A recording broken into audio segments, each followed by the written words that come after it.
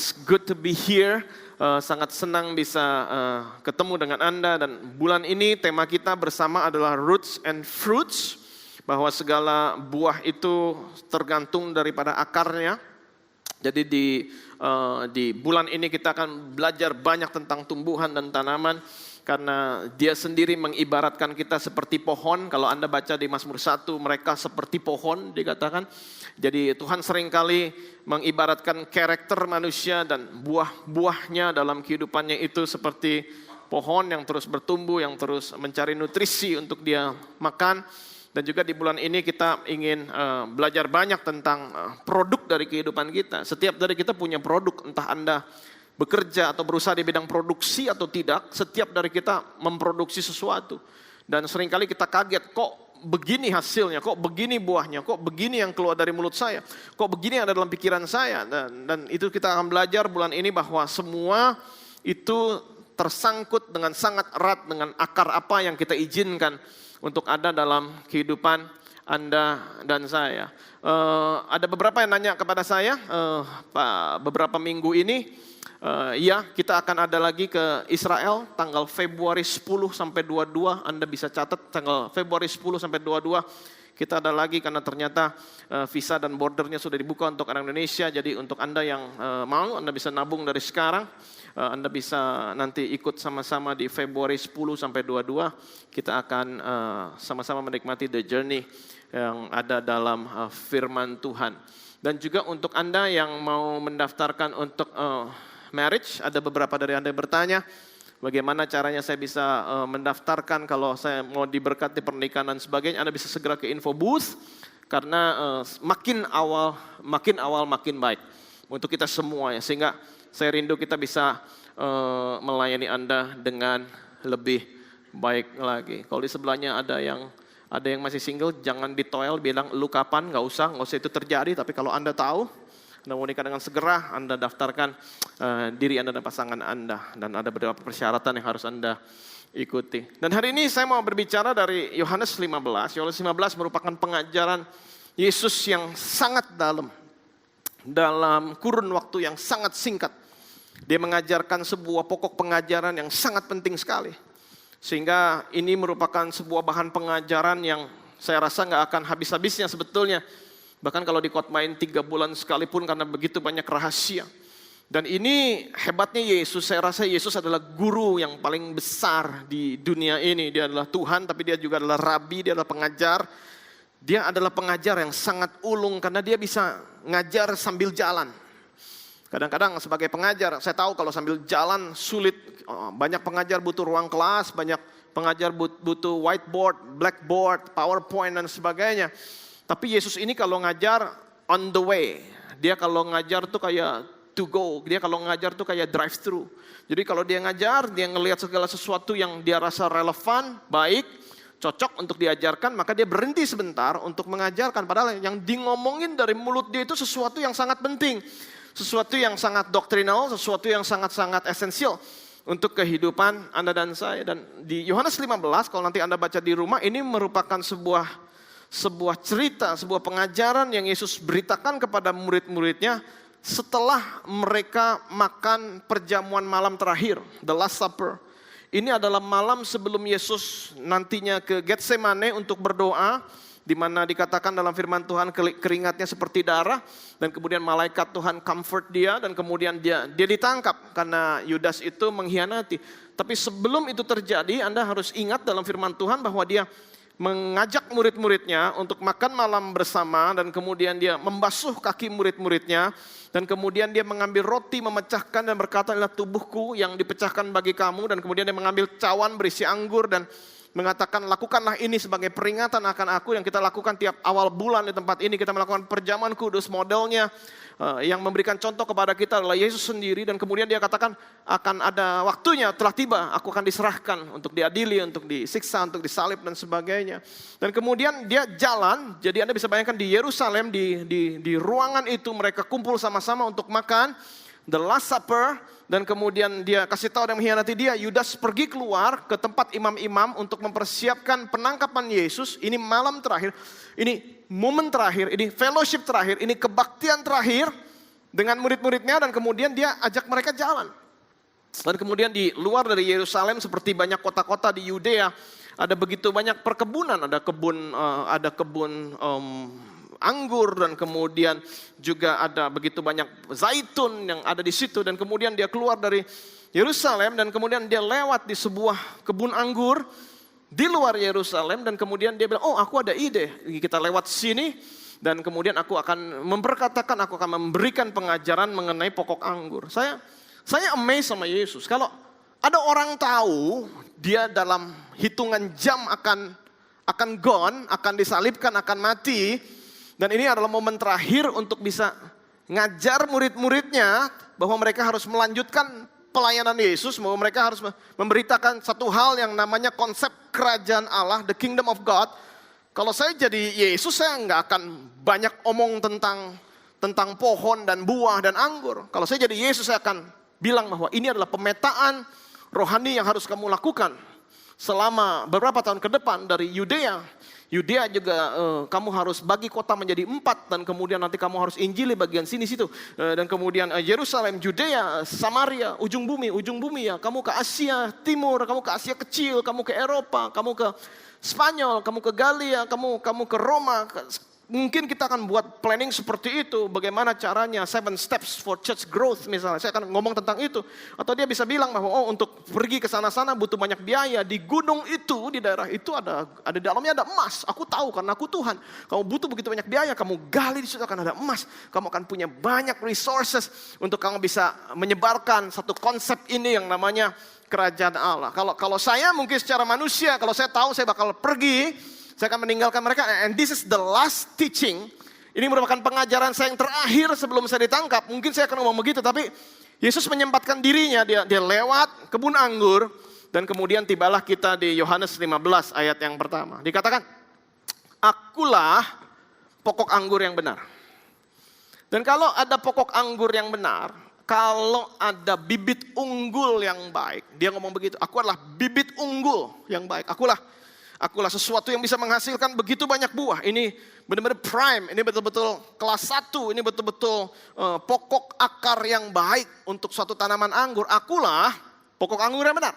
Kalau saya baca begitu berarti probably ada pokok anggur yang kurang benar. Atau juga dalam kehidupan kita ada pokok anggur yang tidak benar. Sehingga Yesus harus deklarasi bahwa akulah pokok anggur yang benar. I am the true vine. Dalam bahasa aslinya, I am the true root. Aku adalah akar yang sejati. Dan karena itu firman Tuhan mengatakan bahwa the root of Jesse, akar dari Isa, yang berbicara tentang Yesus sendiri, dia adalah akar, dia adalah fondasi dari kehidupan Anda dan saya. Aku adalah akar yang baik. Aku adalah biang yang baik. Aku adalah sesuatu yang bisa membuat engkau menjadi terus naik dan tidak turun, jadi kepala dan bukan jadi ekor. Aku pokok anggur yang benar. Jadi beware, hati-hati dengan pokok anggur yang kurang benar dan pokok anggur yang tidak benar. Di dalam kehidupan kita, akulah pokok anggur yang benar dan Bapakkulah pengusahanya, the owner, pemilik. Daripada segala sesuatu yang dilakukan, Bapakkulah pengusahanya, dia pemilik dari kehidupan kita, dia pemilik dari alam semesta dunia ini. Setiap ranting padaku yang tidak berbuah, dipotongnya, saya akan jelaskan ini minggu depan, bukan berarti langsung dibuang, ternyata dirawat. Setiap ranting padaku yang tidak berbuah dipotongnya, dan setiap ranting yang berbuah dibersihkannya, supaya ia lebih banyak berbuah. Dan di sini tujuan utamanya bukan pemotongan, tujuan utamanya adalah lebih banyak buah di dalam kehidupan Anda dan saya. Kamu memang sudah bersih karena firman yang telah kukatakan kepadamu, tinggallah di dalam aku. At least ada 5 kali dia bilang tinggal di dalam aku. Kalau dia ngomong dalam on the way, lagi drive thru aja dia bisa ngomong 5 kali, berarti sesuatu yang sangat penting. Berarti itu merupakan konteks dan inti daripada pengajaran Yesus, bukan tentang hanya anggurnya, atau pokoknya, atau cabangnya, atau buahnya. Tapi dia ngomong tentang abiding, tentang diam di dalam dia. Dan ini akan mau kita pelajari hari ini. Dikatakan tinggallah di dalam aku, abide in me, tinggal dalam aku dan aku di dalam kamu, sama seperti ranting tidak dapat berbuah dari dirinya sendiri kalau ia tidak tinggal pada pokok anggur. Demikian juga kamu tidak berbuah jika kamu tidak tinggal di dalam aku. Dia ulangin lagi sampai benar-benar ngerti. Akulah pokok anggur dan kamulah ranting-rantingnya, barang siapa tinggal di dalam aku dan aku di dalam dia, ia berbuah banyak. Sebab di luar sana kamu tidak dapat berbuat apa-apa. Ayat 6 lagi-lagi dia ngomong begini. Barang siapa tidak tinggal di dalam aku, ia dibuang keluar seperti ranting dan menjadi kering. Kemudian dikumpulkan orang dan dicampakkan ke dalam api lalu dibakar. Jikalau kamu tinggal di dalam aku dan firmanku tinggal di dalam kamu, mintalah apa saja yang kamu kehendaki dan kamu akan menerimanya. Dalam hal inilah Bapakku dipermuliakan, yaitu jika kamu berbuah banyak dan dengan demikian kamu adalah murid-muridku. Dan saya percaya ini merupakan suatu hal yang bisa kita pelajari bahkan untuk kehidupan kita. Pokok anggur itu bisa memberikan kehidupan kepada cabang yang dicangkokkan kepada dia. Karena dia itu hidup. Dia nggak mati, dia bukan hanya sekedar pajangan, dia bukan hanya sekedar sebuah ornamen, tetapi dia itu hidup. Karena dia hidup, apapun yang menempel dia, bukan hanya memperoleh kehidupan, tapi memperoleh buah yang banyak. Hari ini kalau Anda lupa segala sesuatu, saya pengen kasih tahu satu hal aja, yang gak boleh lupa hari ini. Bahwa kita menyembah Tuhan yang hidup. Anda harus betul-betul nangkep ini. Karena banyak orang Kristen ke gereja, dia gak percaya kalau Tuhan itu hidup. Dia suka sama konsep kekristenan, dia suka sama konsep agama, dia suka sama filosofinya, dia suka dengan cerita-cerita Alkitabnya, dia suka dengan cerita-cerita kesaksian orang. Tapi dia sendiri gak tahu kalau dia menyembah Tuhan yang hidup. Anda dan saya hari ini di tempat ini ada satu buah undangan untuk kita keluar dari tempat ini dan kita mengetahui bahwa kita menyembah Tuhan yang hidup. Lain konsepnya dengan hidup tetapi sangat jauh dan tidak peduli duduk di singgasana tahta di atas sana dan dia nggak pusingin kita, dia nggak mau connection dengan kita, dia nggak mau berhubungan dengan kita, dia nggak mau ada komunikasi dengan kita, dia jauh di sana, dia memang ada tetapi dia nggak hidup bersama dengan kita. Itu suatu konsep yang salah. Dan hari ini saya mau katakan bahwa Yesus yang kita sembah itu hidup dan dia tinggal di dalam kita.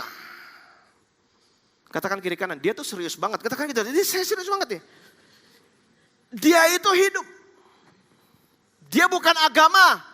Dia itu hubungan. He's not a religion, he's relationship. Dia itu hidup.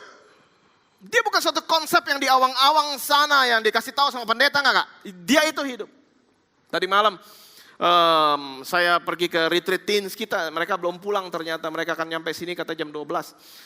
Teens, anak saya juga ada di sana, kemarin saya istri Ben juga mengunjungi ke sana dan kemudian di sana mereka menyembah Tuhan dengan dahsyat dan kemudian saya diberikan izin untuk bicara sebentar dan kemudian saya berbicara tentang yang namanya Roh Kudus. Kalau kita membuka hati kita maka dia akan memenuhi kita semuanya. Saya ngelihat mereka mengangkat tangan, mereka nangis, mereka dijamah sama Tuhan. Saya mau mengatakan bahwa the future is bright di tengah-tengah kita. Betul-betul masa depan itu penuh dengan segala macam hal yang baik dan saya berdoa sungguh the next generation, generasi yang berikutnya akan lebih baik daripada generasi saya dan Anda. Dari sini mereka menyembah Tuhan dan saya katakan ayo kalau kamu membuka hatimu sama Tuhan, Tuhan mau melanda kehidupanmu. Dan kemudian mereka maju ke depan dan kemudian kita semua mendoakan mereka dan mereka dijamah sama Tuhan luar biasa tadi malam. Mereka menangis, mereka betul-betul ada satu kekaguman sama Tuhan. Bahkan ada beberapa tuh masih kecil ya, saya juga nggak tahu kenapa bisa lolos ikut teens retreat, saya nggak tahu. Apakah mungkin papi mamanya pusing di rumah, udah lalu ikut retreat aja lah dibanding main game. Mungkin begitu, saya nggak tahu. Tapi mereka ada di retreat itu, anak-anak kemudian mereka dengan polosnya mereka menyembah Tuhan. Dan saya ngeliat anak-anak kecil mungkin umur 9, umur 8, saya nggak tahu. Dijamah sama Tuhan, boom. Dia mungkin kurang mengerti karena pengajaran yang saya ajarkan seharusnya untuk teen, saya mungkin mereka nggak mengerti. Mereka nangis, saya ngeliat ada satu anak, saya nggak tahu namanya siapa. Dan kemudian dia kayak, what happened to me? Kenapa ini nggak bisa berhenti? Dia nangis. Dia lihat kiri kanan kakak-kakak juga lagi nangis. Gue gini siapa yang nolongin? Kiri kanan juga pada nangis. Gitu, Wah, it's so beautiful ya, tuh anak bingung luar biasa. Dan kemudian kita bagi dalam kelompok kecil dan kemudian nantinya dijelaskan dengan lebih lanjut. Tapi saya melihat Tuhan menjamah dan kemudian didoakan dan kemudian anak-anak itu ada yang bilang, God is real, God is real, God is real. Tuhan itu nyata, dia itu hidup, dia siap menjamah kita, dia siap menyembuhkan kita. Tuhan itu Tuhan yang hidup. Katakan kiri kanan, dia hidup. Katakan itu saudara. Karena kalau Anda nggak yakin dia hidup, buat apa nempel sama dia? Ngapain repot-repot pagi-pagi bangun ke gereja? Kalau memang dia nggak hidup, buat apa ada di sini? Dia itu hidup. Minggu lalu kita baru dari Jakarta, ada AJF Conference di sana. Ada satu orang yang saya kenal cukup lama, saya kaget sekali, dia lari. Setelah sesi dan dia bisa bilang, Pastor, let me tell you something. Iya, ada apa Bu? Let me tell you, saya mau kasih tahu kamu apa-apa. Saya udah kenal bertahun-tahun dan dia bilang, God is alive. Ih, kok baru tahu? Saya bilang, Kristen udah lama, udah pelayanan, udah ikut conference demi conference, udah ikut ke sini, ke sana, pengajaran, tetapi tanpa perjumpaan pribadi dengan Tuhan, ini nggak bisa dijelaskan sebetulnya. Tapi kalau kalian mengalami perjumpaan dengan Tuhan, Anda harus tahu bahwa God is alive, Tuhan itu hidup di dalam kehidupan Anda dan saya, dan Dia mau terus bergerak, berjalan dan bernafas dengan kita. Dan saya berdoa semua yang ada di sini begitu pulang dari tempat ini Anda mengalami bahwa Tuhan itu hidup di dalam kehidupan kita semuanya. Katakan kiri kanan, God is great God. Katakan God is a great God. Tuhan itu Tuhan yang besar. Dan mempelajari ini saya harus banyak baca tentang pertanian dan perkebunan. Jadi saya dapat dari pakarbudidaya.com. Nanti Anda bisa baca di rumah. Jangan buka websitenya dalam gereja. Nanti di rumah, pakarbudidaya.com dikatakan begini. Cabang yang mempunyai kualitas biasa, dikatakan. Cabang anggur yang mempunyai kualitas biasa jika dicangkokkan, ditempelkan hingga berakar, dicangkokkan kepada pokok anggur unggulan, kata dia, akan memiliki sifat yang sama persis dengan tanaman induknya. Ada satu batang yang biasa ketika dicangkokkan kepada pokok anggur yang bibit unggul, selama 1 bulan sampai tumbuh akar, maka dia akan mempunyai sifat yang sama dengan induknya. Sama dengan induknya. Jadi kalau ini nanti hasilnya manis, maka ini nanti juga hasilnya manis. Dan setelah cukup lama, cukup kuat, maka dia bisa aja dipindahkan ke tempat yang baru. Tapi ketika dipindahkan ke tempat yang baru, manisnya sama. Karena ketika dia dicangkokkan kepada bibit yang unggul, kepada pokok anggur yang unggul, maka kualitas yang sama melekat kepada dia. Dan saya bisa balikan begini.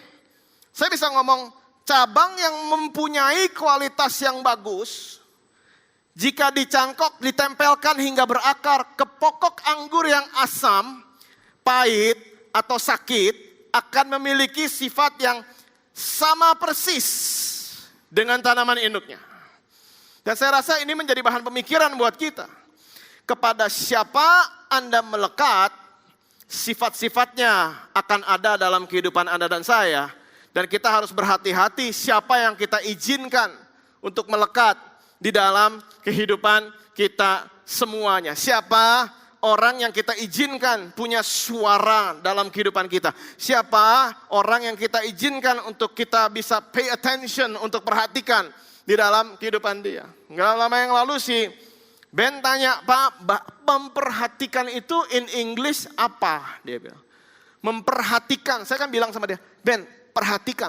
Dan kemudian dia bilang, Pak, memperhatikan itu in English yang paling gampang itu apa? Saya bilang, memperhatikan in English is pay attention. Saya bilang, pay attention. Terus dia mikir sebentar, dia bilang, I never pay anything. Dia ngomong begitu, dia nggak pernah. Dia merasa kalau lagi dengar gurunya atau dengar siapa, dia nggak merasa pernah bayar sesuatu. Dan pikiran dia itu bayar tentu saja uang. Enggak, saya bilang, Ben, you pay dengan waktu kamu bayar dengan pikiran kamu bayar dengan konsentrasi kamu, you pay attention. Orang atau siapapun yang Anda izinkan melekat atau Anda perhatikan dalam hidupmu, engkau membayar sesuatu. You pay with your time, engkau bayar dengan waktu, engkau bayar dengan pikiran, engkau bayar dengan tenaga. Dan hari ini saya berdoa dan saya berharap setiap dari kita gak mengalami ini, because one of the most expensive things you can do is pay attention to the wrong thing. Karena tetap you pay attention, Anda bayar sesuatu. Hal yang paling malang yang orang bisa lakukan adalah ketika dia pay attention memperhatikan, Anda bayar loh dengan waktu, dengan apa, Anda memperhatikan sesuatu yang ternyata adalah salah. Karena ketika kita pay attention, ketika kita memperhatikan, maka ada sesuatu yang melekat di dalam kehidupan Anda dan saya. Segala sesuatu yang menempel di kita itu nggak menempel dengan sendirinya. Jadi jangan belagak kaget, kok saya bisa ngomong begitu ya? Kok saya bisa memperlakukan ini dan melakukan hal yang negatif dan sebagainya? Itu nggak terjadi dengan sendirinya. Anda jangan berkata, oh aku nggak sadar waktu melakukan itu. Enggak. Segala sesuatu yang menempel pada kita itu dibiarkan, disengaja, dan jika dibiarkan terlalu lama akan menjadi identitas kita. Kalau Anda ikut tur kemanapun lah, mau kemanapun Anda tur, biasanya dalam berkelompok puluhan orang, mungkin belasan orang, Anda tiba di suatu tempat akan ada bis biasanya menjemput. Dan kemudian anggota dari tur itu, kelompok itu akan masuk ke dalam bis dan melihat tempat-tempat pariwisata. Tapi kita tahu tourism industry, dunia pariwisata, kita seringkali bahkan diwajibkan untuk dibawa ke tempat belanja. Di mana kita datang, itu pusat makanan kecil, pusat oleh-oleh dan sebagainya. Anda memang ada di tiap kota, bahkan ada wajib 2 tempat yang di mana orang disuruh belanja di situ. Dan kemudian orang turun, kalau biasa kita turun dari bis, apa yang mereka lakukan? Mereka punya stiker, di situ ada nomornya. Dan kemudian stiker itu selama Anda dalam toko itu sampai Anda membayar, harus ditempel stiker itu di sini atau di sini. Dan kemudian Anda bertanya itu apa? Karena biasanya di atasnya ada angka, ada nomor. Ada 041, 039 dan sebagainya. Mereka ada angka. Dan kemudian setelah ada angka itu Anda harus tahu bahwa nanti setelah itu selesai Anda bayar, itu merupakan identity dari grup itu. Di mana nantinya siapa yang membawa tur itu ke situ, nanti dia akan bisa dapat komisi dari toko itu berdasarkan nomor berapa yang tertera di sana. Jadi begitu cara mereka menilainya. Dan ketika ada di sana, biasanya saya dan istri, dan kemudian datang, dan kemudian ditempelin di sini, dan kemudian kan semuanya menyebar, mencari barang yang mereka suka. Mungkin yang ibu-ibu ke pernak-pernik, atau ke bagian bajunya, dan perlengkapan rumah tangga misalnya. Tapi kalau saya biasanya pergi langsung ke tempat cemilan, karena di situ ada sampel namanya. Anda tahu sampling. Dan itu saya mau kasih tahu, sampel itu gratis. Saya mau kasih tahu itu aja. Jadi itu ada sampel demi sampel, dan di mana dicobain semuanya. Dan kalau enaknya mungkin dibeli, kalau enggak ya forget it. Dan kemudian beli di sana, dan kemudian menjelang keluar akan ada nomor di sini, dan kemudian kita ngantri. Karena biasanya grupnya mungkin besar, sehingga kalau exit biasanya bareng-bareng, sehingga seringkali dibuka kasir yang baru. Dan kemudian kasir yang baru itu menyebutnya misalnya 035, kesini semua 035. Pada saat itu juga nama saya bukan Sam, nama istri saya bukan Naf, tetapi nama kita semua 035. Karena kita mengizinkan dan kita membiarkan 035 melekat di bahu kita untuk waktu yang sangat lama. Sehingga itu menjadi identity buat kita dan juga buat yang punya toko pada momen tersebut. Dan seringkali itu terjadi dalam kehidupan Anda dan saya. Sesuatu kalau kita melekat cukup lama, akan menjadi bagian dari identity kita. Ini di buku saya ada namanya The Purple Book. Buku warna ungu ini. Kalau Anda di sini ikut engage dan establish, banyak sekali pengajaran dalam engage dan establish yang diambil dari buku ini. Yang ngarang namanya Steve Murrell. Pada asalnya nama buku ini bukannya Purple Book, tapi judul aslinya kira-kira dasar-dasar pendidikan kekristenan untuk orang yang baru bertobat. Gitulah intinya. Ini yang buat adalah Steve Murrell. Dan kemudian ketika buku ini ada, dia sudah bikin dan kemudian dicetak. Dia sebetulnya memesan covernya ini warnanya biru sebetulnya. Dia udah desain sedemikian rupa covernya warna biru. Dan dikasih ke percetakan maunya warnanya ini. Tetapi kemudian ketika datang bukunya warnanya begini. Bukunya namanya purple. Sehingga Steve Murrell cerita dia keselnya minta ampun. Udah datang buku itu. Dia bilang jangan dulu dibagikan ke jemaat, saya kesal banget kalau ngelihat ini. Dia bilang. Karena kok salah warnanya, taruh saja di pojok. Dan kemudian hampir tiap minggu stafnya nanya ke dia, Pastor Steve, apa yang harus kita lakukan dengan that purple book? Apa yang harus kita lakukan dengan that purple book? Dan kemudian dia bilang, put that purple book on the corner. Dia bilang taruh aja tuh that purple book tuh di pojokan, gue gak mau lihat lagi. Dan kemudian tetap kebutuhan discipleship berjalan terus. Mereka nggak mungkin mencetak ulang karena halamannya saja. Sehingga ini dibagikan ke jemaat. Dan waktu dia launch di jemaat, waktu dia bagikan di jemaat, mulai hari ini di bahan Bible study kita, di tempat ini dia katakan, can you please grab that purple book? Dia bilang, karena dia kesel. Dia nggak mau sebut judulnya, dia bilang, that purple book. Dan kemudian keluar, jemaat nanya, can I have that purple book? Bisa nggak sih saya dapat purple book?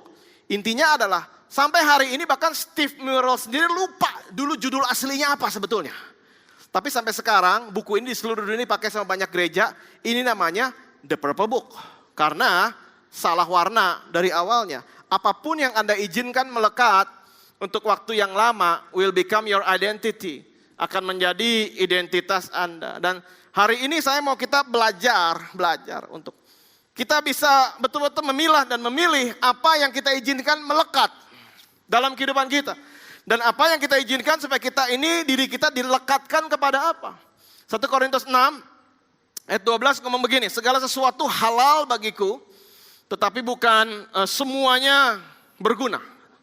Segala sesuatu halal bagiku, segala sesuatu yang tentu saja bukan dosa, yang tentu saja bukan pelanggaran, itu halal bagiku. Makanan waktu Petrus itu dia disotoh langit-langit, Tuhan tunjukkan semua makanan ini boleh engkau makan. Sehingga kita mengucap syukur, kita mempunyai menu yang begitu variatif hari ini. Ada babi merah, babi kecap dan sebagainya, itu karena Tuhan mengizinkan itu terjadi. Itu merupakan sesuatu yang halal, boleh dimakan. Tapi dikatakan bahwa segala sesuatu yang enggak melanggar firman adalah halal bagiku, tetapi bukan semuanya berguna. Segala sesuatu halal bagiku, tetapi aku tidak membiarkan diriku diperhamba oleh apapun. Jadi, saya rasa dalam kehidupan kita, seringkali kita pikir bahwa kita harus melakukan yang good. Kita harus melakukan yang baik. Karena kita orang Kristen, kita orang percaya, we do good things. Tapi saya nggak mau melakukan the bad things. Saya nggak mau melakukan hal yang salah. Saya nggak mau melakukan hal yang berdosa. Saya nggak mau melakukan hal yang tercela. Bagus nggak? Bagus. Tapi saya rasa lawan kata dari good itu bukan bad. Tapi kalau saya melihat dari ayat ini, lawan kata dari good adalah not profitable. Jadi bukan berarti hanya lakukan yang baik dan jangan lakukan yang salah. Tetapi firman Tuhan berkata, lakukan yang baik, tapi hati-hati. Musuh daripada yang baik bukannya yang bad. Musuh daripada yang baik seringkali adalah something that is not profitable for you. Sesuatu yang gak ada gunanya, sesuatu yang gak ada nilainya di masa depan. Tetapi kita lakukan karena kan gak salah ngelakukan itu. Tapi ingat, kadang-kadang dalam kehidupan manusia menjadi gak fruitful, gak produktif, gak berbuah. Karena dia gak melakukan yang bad, tetapi terlalu banyak yang not profitable. Dan hari ini saya ingin setiap dari kita mulai memilih dan memilah.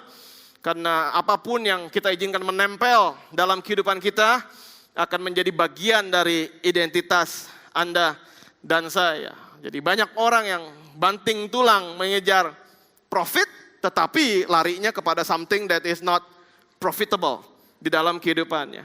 Dan di sini mungkin Anda bilang, oke, pastor, saya mau deh, saya mau menempel, melekat. I got the hint lah. Anda maunya saya melekat dengan Yesus dan melekat dengan firman. Betul. Dan hari ini kita mau belajar apa itu tinggal di dalam, apa itu abide, apa itu melekat, apa itu tinggal diam di dalam. Abide itu dari kata menyo, dari bahasa Grekanya. Kata menyo dipakai beberapa kali, tetapi salah satu arti daripada menyo adalah not to depart. Nggak cepat-cepat pergi, nggak cepat-cepat cabut. Kata menyo artinya adalah to wait a little bit longer. Untuk sabar, nunggu sedikit lebih lama lagi. Kata menyo artinya adalah nggak terlalu distracted. Nggak terlalu gampang hilang fokus. Nggak terlalu gampang dia harus selalu di-entertain. Dia bisa diam karena dia di-entertain. Tetapi kalau dia sendiri, dia lagi mikir, dia nggak bisa mikir. Harus selalu ada stimulan, harus ada sesuatu yang penuh dengan excitement, baru dia bisa jalan dalam kehidupannya. Saya rasa bukan itu yang Tuhan mau di dalam kehidupan Anda dan saya. Kata menyo artinya adalah dia mau diam lebih lama lagi dan fokus sabar sedikit lagi karena jawaban akan segera datang. Itu menu.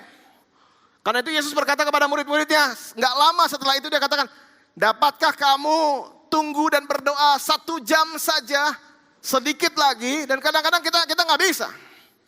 Kita maunya cepat sekali. Kita maunya baca Alkitab yang cepat. Kalau ada apps, kita maunya yang a verse of the day. Ayat untuk hari itu. Kita nggak mau yang verses of the day. Ayat-ayat untuk hari itu nggak laku. Tapi orang maunya what is the verse for today. Karena saya cuma butuh 1 ayat pamungkas untuk hari ini. Oh, that's the verse of the day. Dan kemudian kita copy, kita paste, kita masukin IG story. Saya udah baca Alkitab. It's the verse of the day yang dipilihin sama YouVersion app. Dan kita bilang itu cukup buat saya. Dan kemudian penyembahan dan sebagainya kita ngelihat hari ini Pastor Lano lama sekali, udah 41 menit dan 34 detik dia belum selesai. Karena seharusnya 40 menit teng dia sudah selesai. Kenapa lama sekali? Hari ini gereja lama sekali. So many things yang harus lakukan. Kita ini repot kita ini makhluk yang sosial. Kita harus ketemu. Nah, gereja terlalu lama sekarang. Oh memang sudah lebih cepat dibanding dulu. Saya kecil 2 jam setengah. Sekarang 1 jam setengah. Kenapa mereka gak bisa bikin 1 jam 10 menit? Gereja lebih compact supaya kita bisa betul-betul fokus dalam menyembah Tuhan. Kalau nggak fokus mah nggak fokus aja. Dan akhirnya kita can you abide? Bisa nggak sih diam sebentar saja? Karena maybe your blessing is over the corner. Dikit lagi. Tapi kita terdidik dan terlatih, bahkan melatih anak-anak kita untuk selalu ada stimulan sehingga kita nggak bisa hanya diam saja. Nanti Anda di rumah Anda bisa search, namanya deeprootsathome.com. Ini adalah suatu badan yang ingin membantu orang tua untuk bisa mendidik anak dengan lebih baik lagi. Istri saya kasih linknya, di dalamnya begitu banyak hal yang menurut saya brutal facts. Fakta brutal yang harus diterima oleh kita orang tua yang menggembalakan dan mendidik anak-anak zaman now. Kita lihat bahwa di dalam Deep Roots at Home dia katakan bahwa anak sekarang is easily distracted. Dia bilang, anak sekarang gak ada yang diam, baca 1 buku sampai habis, hampir gak ada. Padahal dulu waktu kita kecil karena kurangnya buku, itu Tintin bisa dibaca 16 kali karena ya gak ada buku yang lain. Gitu. Tapi anak sekarang gak bisa dia diam, baca 1 buku, itu terlalu berlebihan Pak. Itu sesuatu yang fenomenal kalau saya bisa baca. Dan anak gak bisa hanya diam. Sekarang anak-anak katanya gak bisa diam dan hanya buka diary dan nulis tentang apa yang dalam hatinya. Anak-anak gak bisa hanya diam dan kemudian pakai kertas mereka gambar. Mereka sangat benci permainan outdoor. Mereka gak tahu apa itu galasin, petak umpet, tak benteng. Ada di sini yang tahu? Anda seusia dengan saya dan Anda pasti bukan milenial. It's okay. Tapi kemudian dikatakan, wah, dan ini merupakan brutal fact. Saya baca, saya kaget banget karena saya harus juga memperhatikan anak-anak saya. Saya katakan bahwa kids always need stimulation. Dia bilang. Anak itu gampang bosan, harus stimulation. Dan orang tua mendukung dengan berkata, kesian nih anak bosan. Kesian dia gak ngapa-ngapain. Kesian dia bengong. Padahal waktu kecil kita bengong hidup-hidup aja gak masalah kan saudara. Terus sekarang anak bengong dikit, aduh kesian. Dia bengong. Oh my goodness. Kita lupa ada kata meditation dalam Alkitab, ada kata merenungkan firman Tuhan. Anak sekarang gak bisa merenung karena untuk merenung mereka butuh satu stimulasi yang kadang-kadang sebagai orang tua saya kasih ke anak-anak saya stimulat. Biar otaknya berkembang, biar dia berpikir. Kalau bengong dikit, jangan itu buang waktu. Gak boleh kebanyakan bengong dan sebagainya. Dan anak sekarang, kids always need stimulation. Dan ini brutal fact yang kita harus terima, yang disetujui oleh banyak child psychologist di dunia. Dikatakan, 1 in 5 children, 1 dari 5 anak has mental health problem. Kalau mereka nggak ada gadget. 1 dari 5 punya mental health problem. Entah mereka, nggak tahu deh. Gemetaran mungkin saya nggak tahu. Saya mesti tes dengan anak saya hari ini nih si Ben.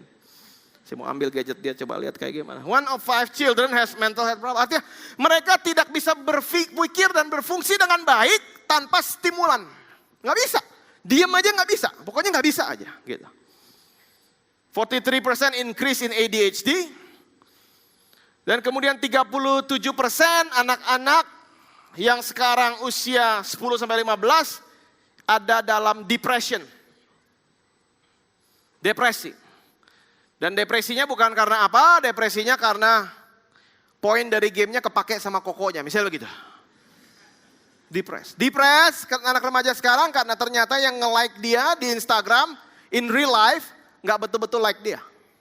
In real life, teman dia di Facebook ada 500, tapi kalau dia sakit, yang bilang how are you, cuma 2.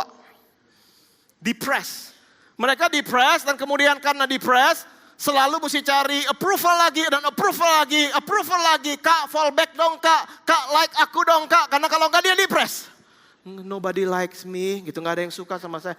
Nobody want to play with me, gitu. I'm alone, gitu-gitu. Jadi kita harus hati-hati dan ini real, ini mungkin terjadi dalam rumah kita. Nah ini yang saya kaget, dia bilang. True data di seluruh dunia, dalam kota-kota besar, 10-14 tahun anak remaja, 200% meningkat in suicide rate.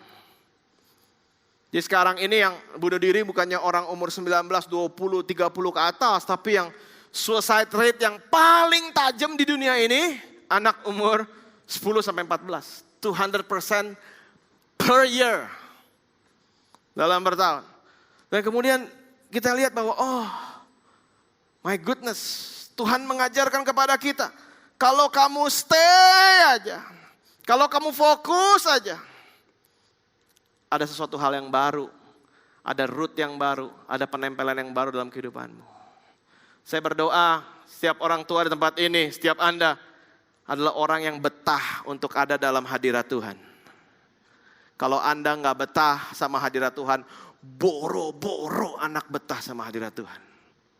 Karena mereka belajar dari Anda dan saya. Sehingga Yesus sendiri memberikan perumpamaan, ada orang membangun rumah di atas batu dan orang membangun rumah di atas pasir. 2 orang yang sama sifatnya, orang yang sama keinginannya, pengen bangun rumah. Ada 2 rumah yang kelihatannya sama, tetapi hasilnya berbeda. Dan saya berdoa sungguh kita semuanya berani untuk membangun satu fondasi yang kuat. Kita stay a bit longer dalam apapun yang kita pikirkan di hadapan Tuhan. Sehingga nantinya hasilnya menjadi baik karena the foolish focus on what can be seen. The wise focus on what is unseen. Dan ini harus kita taruh dalam hati kita. Apa yang sedang engkau bangun, yang kelihatan orang, apa yang enggak kelihatan. Karena yang enggak kelihatan seringkali sangat penting dalam kehidupan Anda dan saya. Dan saya mau kasih tahu ini sesuatu yang tidak mudah. Karena dari orang yang baru ditempel, sampai dia betul-betul berbuah. Saya mau kasih tahu what happened. Dari orang yang baru nempel sama Tuhan, sampai dia berbuah. Saya mau kasih tahu, there's nothing happen. Dan seringkali orang berkata, there's nothing happen.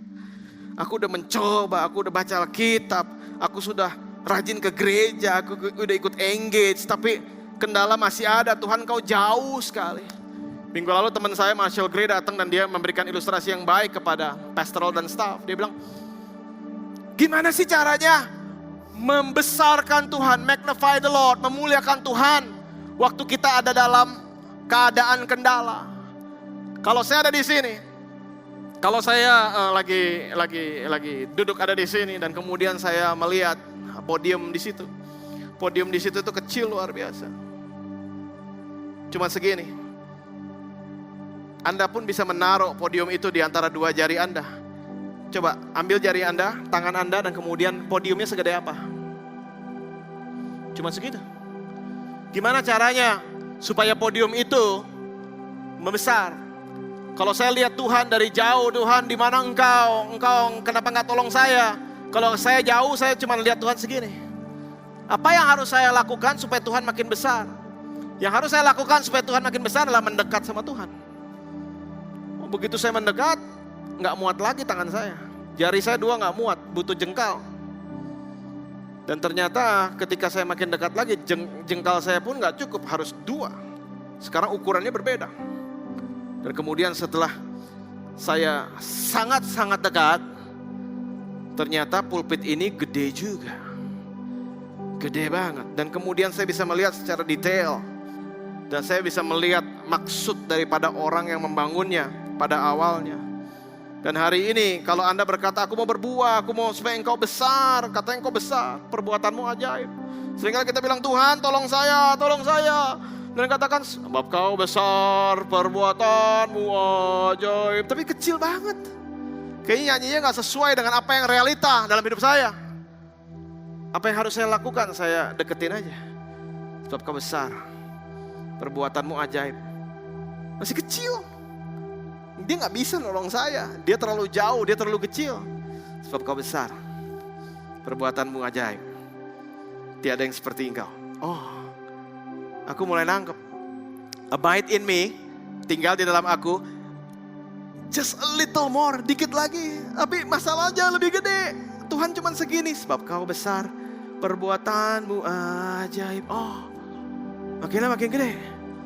Makin gede. Abide in me. Sebentar lagi, sedikit lagi, maju lagi. Dan kemudian kita lihat bahwa sebab engkau besar, perbuatanmu ajaib. Katakan kiri kanan, stay a bit longer. Lebih lama lagi di dalam Dia. Karena Dia gak pernah berhutang. In God, I always reap more than I sow. Di dalam Tuhan kita akan menuai lebih daripada apa yang kita tabur. Dan saya percaya hari ini Tuhan pengen kita untuk stay a bit longer. Untuk tinggal lebih lama lagi. Yosua mengikuti Musa selama di padang gurun 40 tahun. Dikatakan dalam firman Tuhan, setiap kali Musa ngomong sama Tuhan itu muka dengan muka. Dia ngomong dan katakan mukanya bercahaya. Ketika Musa ngomong sama orang Israel gak berani lihat mukanya Musa karena Musa penuh dengan kemuliaan Tuhan. Dan Alkitab menulis setiap kali Musa ketemu sama Tuhan, kemudian dia balik ke perkemahan, dia balik ke orang Israel untuk ngomong. Yosua gak ikutin Musa, tapi Yosua stay a bit longer. Dia diam di situ. Dan dia katakan, Tuhan, Musa dapat yang full versionnya. Aku dapat sisanya juga gak apa-apa, but I stay a bit longer. Aku diam lebih lama lagi di sini. Aku menantikan Tuhan. Dia gak ikut Musa balik ke kemah, tapi setelah dia meresapi semua hadirat Tuhan, kemudian dia turun. Dan kemudian Alkitab mencatat berulang kali. Katakan Tuhan ngomong sama Musa seperti kepada sahabatnya ngomong. Dan setiap kali Tuhan ngomong sama Musa, mukanya bersinar-sinar, penuh dengan kemuliaan. Dan kemudian Musa turun, dan kemudian Yosua bilang, Musa sorry, I stay a bit longer. Aku linger, aku dwell, aku tinggal di sini a bit longer. Lebih lama lagi sedikit, dan kemudian dia menyerap. Gak tertulis dalam Alkitab bahwa ketika Yosua turun ke perkemahan mukanya ikut bercahaya, enggak. Tapi dia berkata, Lord, Tuhan, aku stay a bit longer, aku abide, aku diam di dalam, aku mau stay a bit longer. Dan kemudian siapa yang masuk dalam tanah perjanjian? Musa? No. Yosua yang melanjutkan, memimpin orang Israel masuk dalam tanah perjanjian. Karena dia mau stay a bit longer. Hari ini ada tanah perjanjian Tuhan untuk setiap Anda dan saya. Usul saya hari ini setiap kita stay a bit longer. Abide, stay a bit longer. Ayo kita berdiam di dalam Dia lebih lama lagi. Jangan get easily distracted. Jangan cepat-cepat bisa terlalu sibuk pikiran kita. Abide a little longer. Diam sebentar lagi. Karena mungkin jawabannya di belokan berikutnya dalam kehidupan Anda dan saya. Saya mau nutup dengan ini. Abide in Christ. It's not hard, it's smart. Berdiam dalam Tuhan itu gak sulit sebetulnya. Karena itu seringkali orang meremehkan hal yang mudah. Hal yang mudah belum tentu dikerjakan. Mungkin hari ini ada yang bilang tuh, khotbahnya terlalu ringan. Oke, lakukan saja dulu. Oh, saya butuh yang lebih dalam secara theological dan secara doktrin. Enggak. Lakukan saja dulu. Saya rasa abide in Christ, diam dalam Kristus itu bukannya sesuatu yang hard, bukan sesuatu yang sulit, tapi itu sesuatu yang mungkin hal yang paling pandai yang bisa kita lakukan dalam kehidupan ini. Karena jika Allah di pihak kita, siapakah lawan kita? Jika Allah di dalam kita, siapakah yang bisa menghancurkan Anda dan saya? Sama-sama kita bangkit berdiri. Saya yakin Dia di sini dan Dia rindu untuk menjamah setiap dari Anda dan saya. Ku yakin Kau hadir di sini. Ku rasakan kuasa yang tak terbatas. Ku yakin Kau kemenangan terjadi di. Sekali lagi katakan ku yakin Kau hadir di sini. Ku rasakan kuasa yang tak terbatas.